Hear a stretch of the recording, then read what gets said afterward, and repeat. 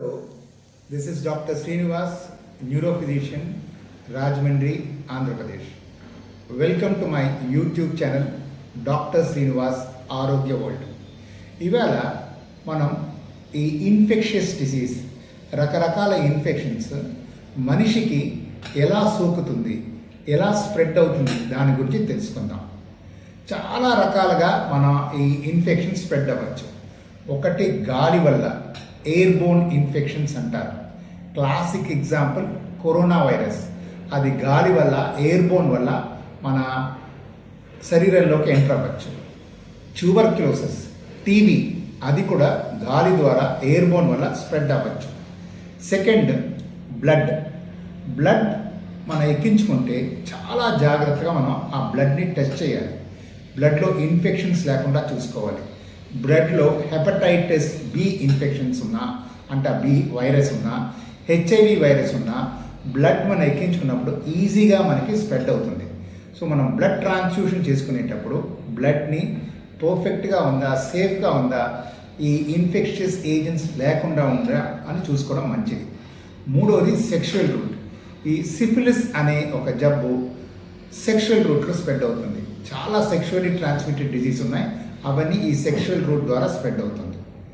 తర్వాత మనం ఒక్కోసారి ఇంజెక్షన్స్ ఇస్తూ ఉంటాం, డాక్టర్స్ ఇంజెక్షన్స్ ఇస్తూ ఉంటాం.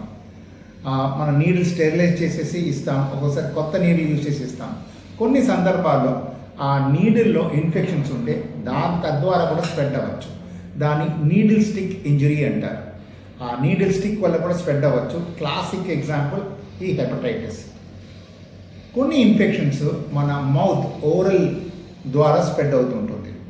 మనం తీసుకునే ఫుడ్లో ఇన్ఫెక్షన్స్ ఉంటే అది మన మౌత్లో తీసుకుంటే మౌత్ ద్వారా స్ప్రెడ్ అవుతుంది. ఓరల్ రూట్ అంటారు. సో ఇలాంటి ఇన్ఫెక్షన్స్ ఎగ్జాంపుల్ చెప్పాలంటే అమీబియాసిస్. అందుకనే మనం ఫుడ్ తినేటప్పుడు మన చేతులు బాగా శుభ్రంగా చేసుకొని హైజీనిక్ ఫుడ్ తీసుకోవాలి. ఎప్పుడైనా సరే మనం భోజనం చేసే ముందు హ్యాండ్ వాష్ చేసుకోవడం చాలా మంచిది. మన చేతితో రకరకాల ఇన్ఫెక్షన్స్ ఏజెంట్స్ ఉంటుంది, అవన్నీ కూడా వెళ్ళిపోతున్నాయి. సో భోజనం చేసే ముందు లేదా టిఫిన్ చేసే ముందు మన హ్యాండ్ వాష్ చేసుకొని తినడం చాలా మంచిది. అప్పుడే ఈ ఓరల్లీ స్ప్రెడ్ అయ్యే ఇన్ఫెక్షన్స్ని మనం స్టాప్ చేయొచ్చు. Classic example amoebiasis. కొన్ని ఇన్ఫెక్షన్స్ మన సలైవా, లాలాజలం వల్ల కూడా స్ప్రెడ్ అవ్వచ్చు. కిస్ వల్ల స్ప్రెడ్ అవ్వచ్చు. దాన్ని కిస్సింగ్ డిసీజ్ అంటారు. Classic example infectious mononucleosis. So ఈ ఇన్ఫెక్షన్ అంటే బ్యాక్టీరియా వల్ల కానీ, వైరస్ వల్ల కానీ, ఫంగస్ వల్ల కానీ మనకి సోకే జబ్బులనే ఇన్ఫెక్షియస్ డిసీజ్ అంటారు. సో ఇవన్నీ రూట్స్ ద్వారా మనకు స్ప్రెడ్ అవుతుంది.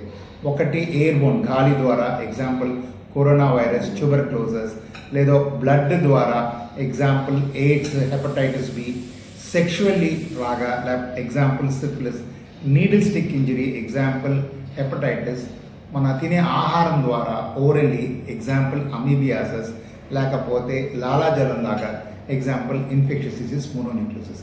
సో మనం హైజీనిక్గా మన బాడీని శుభ్రంగా ఉంచుకోవడం చాలా చాలా మంచిది.